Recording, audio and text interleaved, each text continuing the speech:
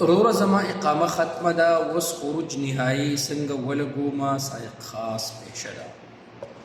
ګوره دا ویډیو به تاسو ټول ملګري ګورئ او دا به شیر کوئ هم د نورو ملګرو سره او ورسره به لایک کوئ هم. ټیک شو ملګرو؟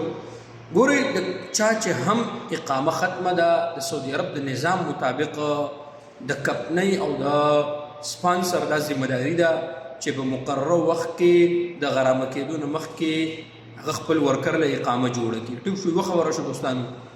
بیا ګوره دا ګورمنټ د سیټ نه دا نظام دی چې کله هم کمپنۍ یا د غټو مؤسسو والا خپل ورکر له اقامه نوې نه کړه نو هغه بل ځای ته ټرانسفر کولی شي. خو البته چې کوم ډومسټک ورکر دي نو هغه نشي کولی، هغه ټرانسفر نشي کولی، په ختم اقامه باندې هغه ټرانسفر نشي کولی. البته تاسو دا کولی شئ چې د امبیسۍ ته لاړ شئ او هلته د امبیسۍ نه په خروج نهایي باندې هم تللی شئ.